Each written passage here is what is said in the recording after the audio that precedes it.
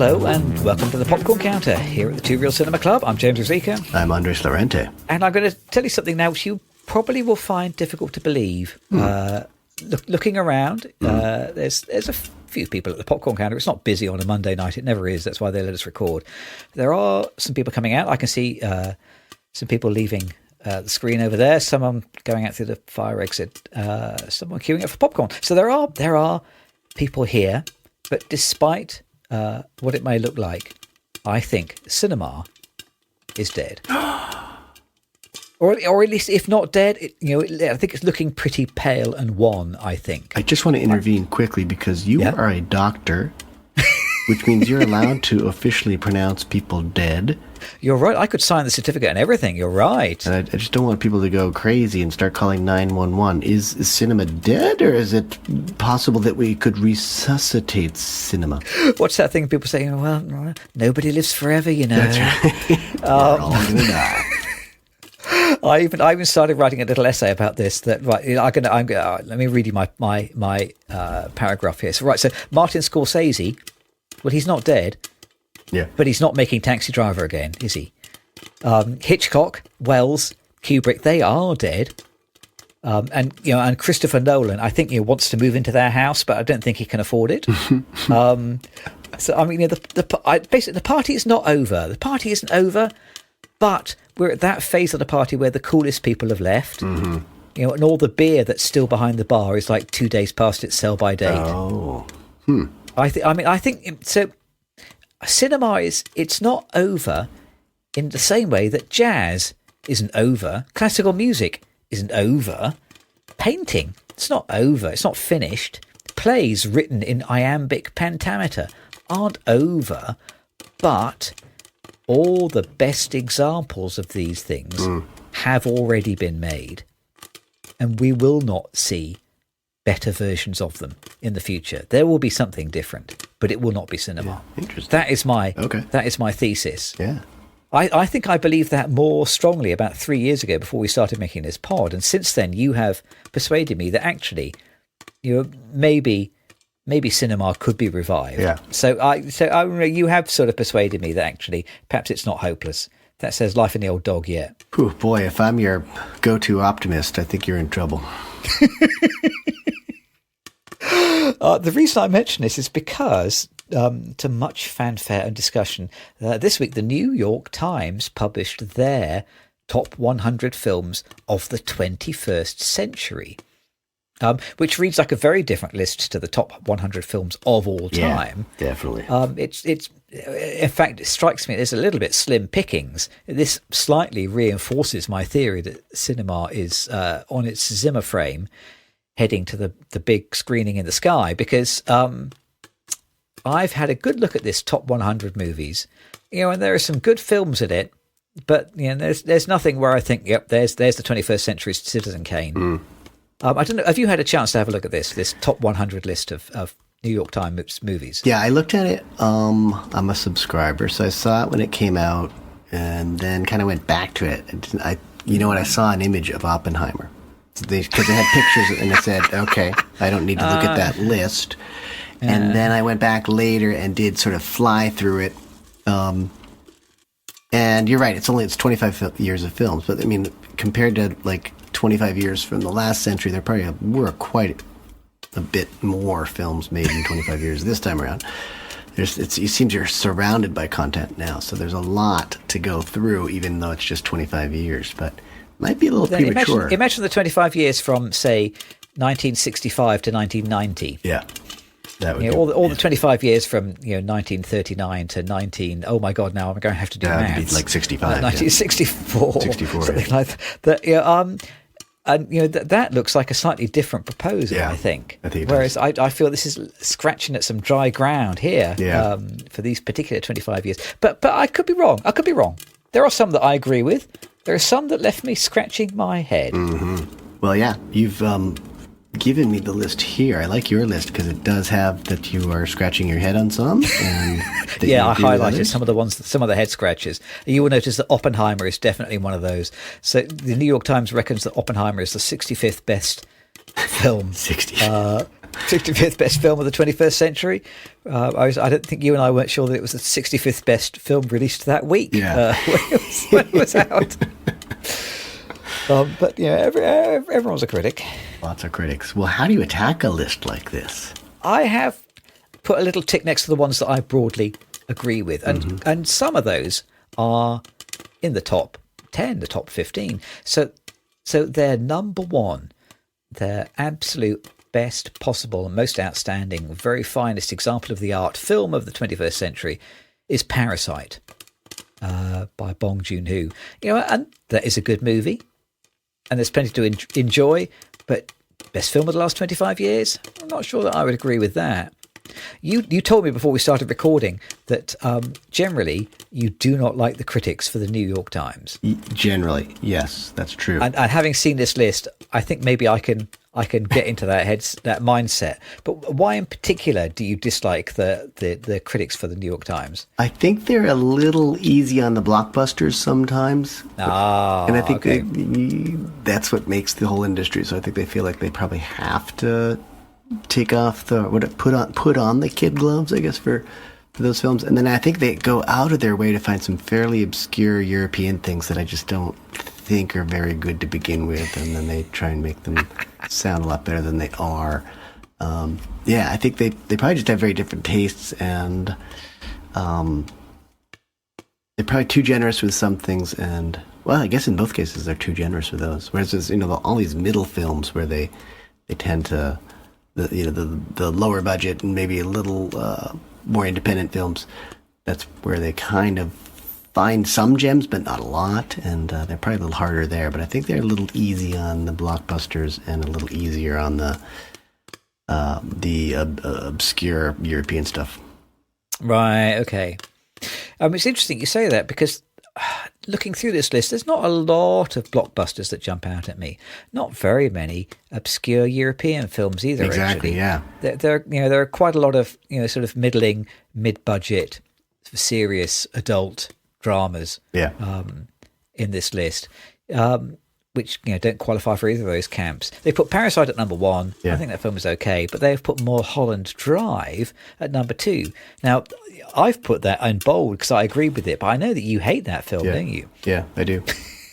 I can't watch it. I couldn't watch it the first time I tried. I was watching it. I mean, I made it through, but it was unwatchable to me. So, yeah, I would never have that one anywhere near that. It's funny that it's number two. Oh, boy. And there's some of the other goodies that made it onto my list. Number 3, There Will Be Blood. Well, I think that is a pretty terrific picture. Which we reviewed. Number 6, That's a great film. No Country for Old Men. That has a number of Rafifi type sequences with no dialogue. Yeah. Pure cinema. Yep. I think that deserves its spot at number 6. Spirited Away at number 9. Maybe it's not my favorite Miyazaki film, but it's probably the best one of this century.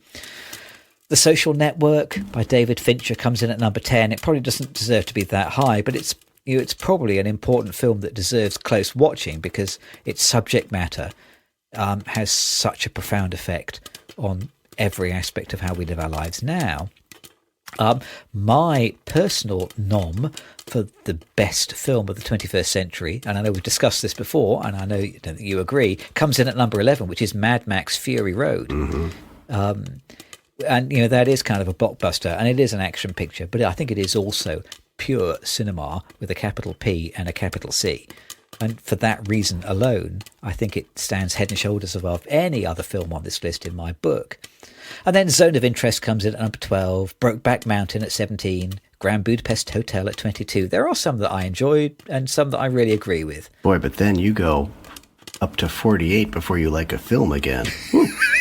Yes, there is a big old gap of slightly questionable films. Yeah. And I tell you what. Oh, actually, no, because I've just noticed that Wall-E comes in at 34, and I would probably put that on my list as well. Okay, so maybe it's not all a wasteland after number 22 on their list, but there are some notable disasters, I think. So some of the ones that leave me scratching my head. The Dark Knight. Yeah. Now, a lot of people love that film. I really don't. I think it's just overblown and way, way too pleased with itself.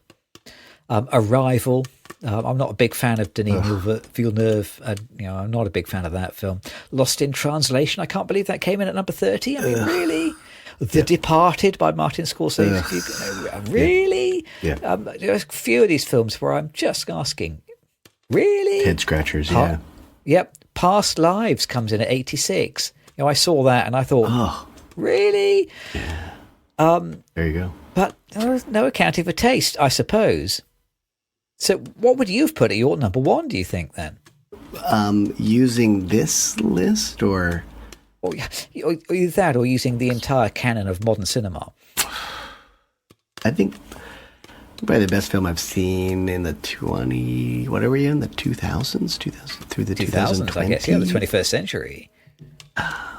I love Pan's Labyrinth. I think it's just a brilliant film, visually, politically. And I think it's, again, I'm not necessarily a Del Toro fan, but I think it's this thing that has mass appeal, but it's layered in really smart ways. I mean, that would definitely be a top 10 film for me, I think. Okay, yep. Yep, No Country for Old Men, probably Oh Brother, Where Art Thou, some of the ones that you've chosen here. I love Grizzly Men. You know that we love Grizzly Men. Yeah, that is a remarkable bit of work, actually, Grizzly Man, isn't it? That is so layered and dense and interesting. But there are some, I agree with you. There's a lot of head scratchers here. Ocean's 11. I mean, come on, really?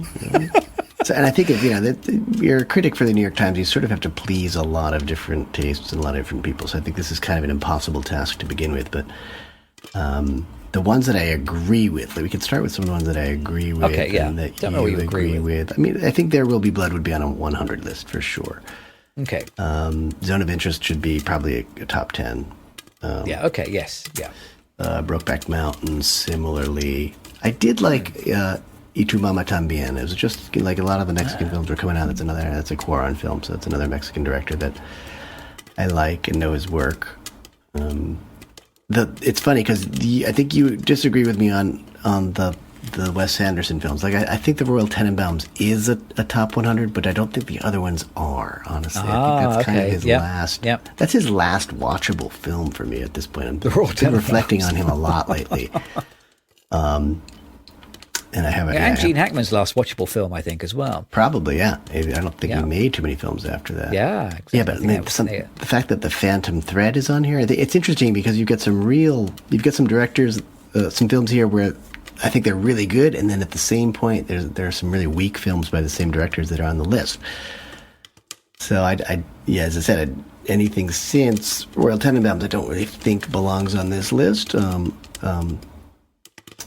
But, they've got strong films. There are directors that have strong films on here and weak things on here, too. Same with the Coens. I mean, like A Serious Man is not a great film, I don't think. But Oh Brother, Where Art Thou? Yes, probably.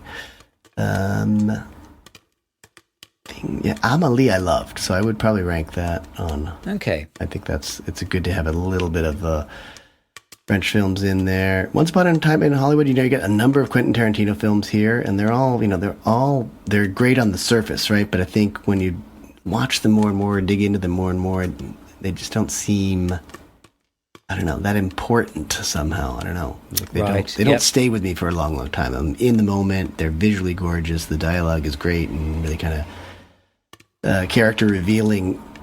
But, those two films that are on this list, both have him kind of rewriting history in an odd way. I've always thought that was kind of strange the way he does that in those films. I'm just kind of checking it down. Yeah, Once Upon a Time in Hollywood, as well as Inglourious Bastards are on here. Lives of Others, yes, absolutely. Great film. 12 Years a Slave, I thought was a really good film. So I might rack that a little. Oh, man, you are in a very different camp to me on that. I could not bear 12 Years a Slave. Oh. I understand why it's important and there's something valuable to say, but I think my comment at the time was 12 Years a Slave. I wouldn't have watched it if I'd known that it was 12 years in real time. Yeah. It did feel like a very, very long film. Yeah. And I understand that it says a thing that needs to be said, but we should have said it a bit quicker. Yeah. No, for sure. Yeah. Fair. It's interesting that, things like, there are some directors who've made, more than one film, and it's interesting what they have chosen to put on the list and what they have chosen not to. So, for example, Ratatouille is on this list, which is a good, enjoyable film, but not The Incredibles, which is also directed by Brad Bird, which I think is a vastly superior feature. My list will probably be a little bit more biased towards children's films because I've watched so many children's in films the 2000s, since 2007. so but I would put The Incredibles on that list. I would probably put Toy Story 3 on that list. I don't know whether you've seen that. There's some genuine profundity, I think, in Toy Story 3. Who would have thought that the third film in this franchise would reach heights higher than the first two?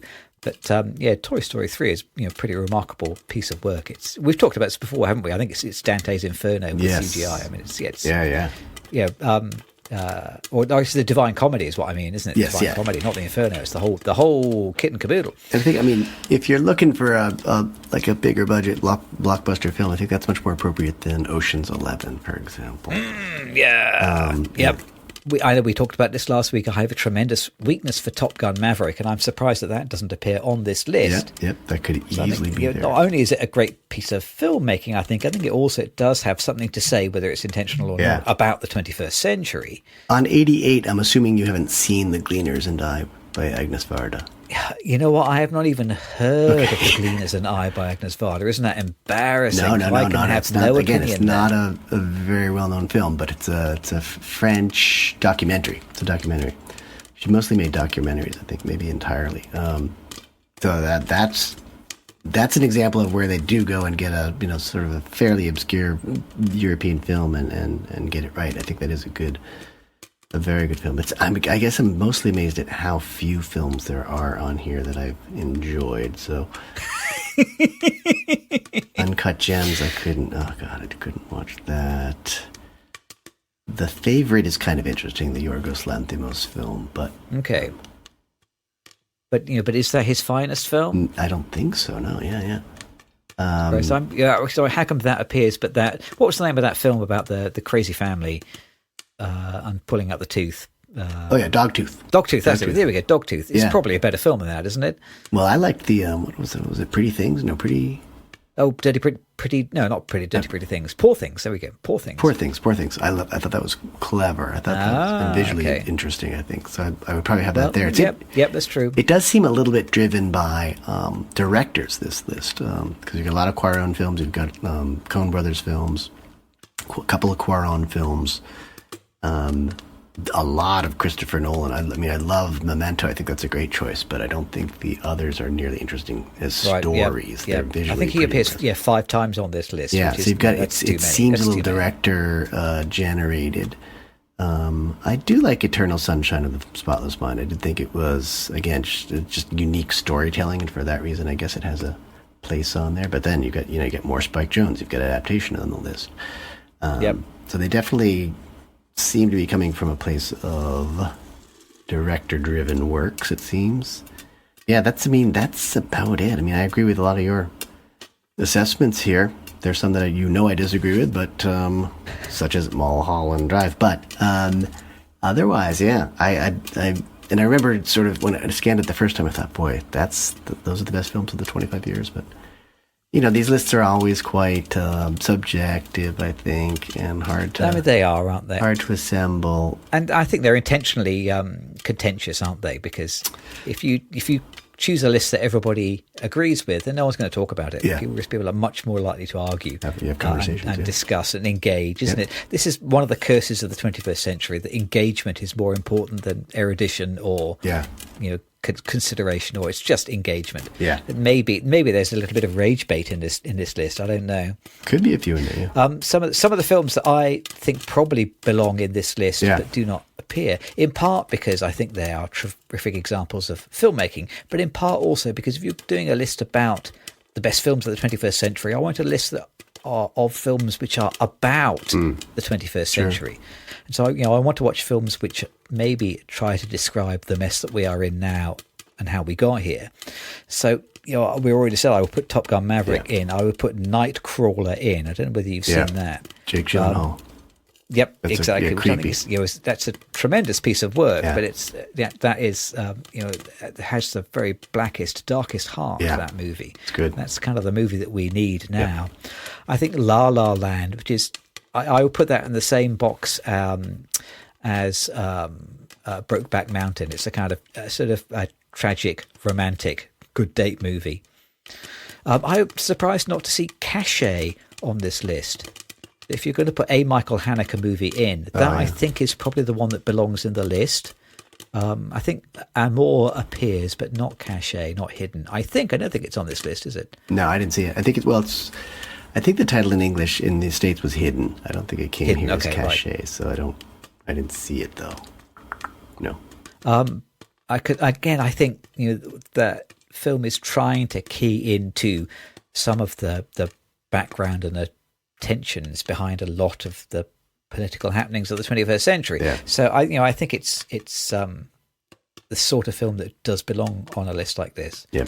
And I wrote at the bottom of my list, and I wrote as a joke to you, ha ha, just kidding, a Minecraft movie. I put down as one of the best films of the 20th century. And clearly, it's probably one of the worst films of the 21st century. But it is also one of the films maybe that goes some way to explain what the 21st century is. Absolutely, yeah. I think bizarrely, weirdly, a Minecraft movie has a place on this list. The list may not necessarily be of the best films of the 21st century as much as a list of the most 21st century of the films of the 21st century. But if that's what your criteria is going to be, a Minecraft movie, has its place. That film kind of summarizes a lot about what the 21st century is. And it leaves me feeling sad because of it. But but hey ho, old man goes to film. Yeah. Well, why isn't Robot Dreams on this list? That is a very good question. If anything, Robot Dreams really should be on this list. You're right. I don't think The Diving Bell and The Butterfly was on that list, which I think is one of the best films of the century so far. Right. So The Holdovers is not on this list, which is a tremendous bit of craft. The Holdovers, great bit of work. I think that deserves that. I would put that on my list.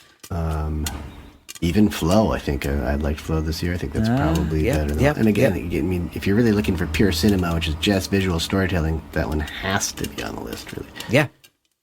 So I mean, there are definitely some big absences, I think, and some things overlooked. But you're probably right. I mean, you've got they must have 3 to 5 critics over there. So what are they doing? Sitting down and each coming up with their 100, then they have to see which films appear on whose list and then compromise. I mean, they're hashing it out. Who knows? I don't know how it's put together, but it is kind of an impossible task. So I'm glad they did it. Gets people talking. I've had a number of people ask me about it right away, and I'm like, I didn't look at it that carefully. I don't agree with it that much. So, but I've had another. I mean, my wife would love to see Bridesmaids on that list, and that is a very funny film, but.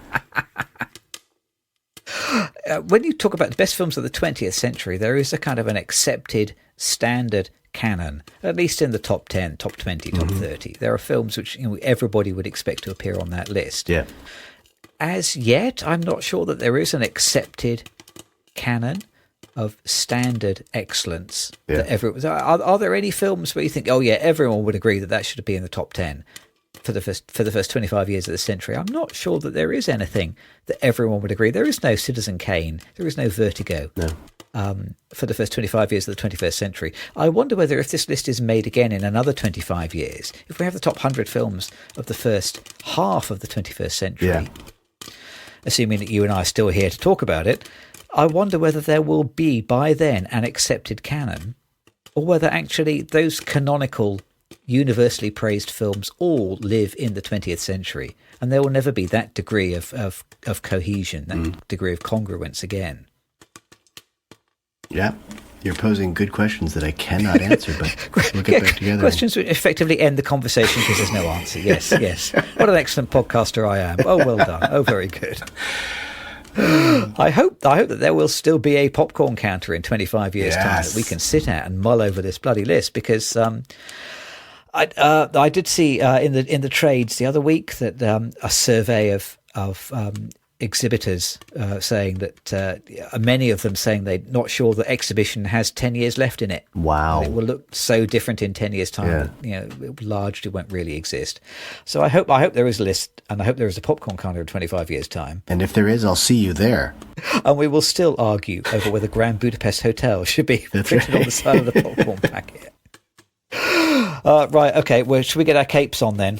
Somebody needs to go and save cinema, and it's down to you and me. Oh, I love that. Yeah, that's a great way to go out. Here's my cape. I have it from my vampire days. No teeth, though, right? No teeth. You're wearing a lot of capes. What does that say about us? Yeah, you're right. Right, on with the capes. My shiny red boots against this.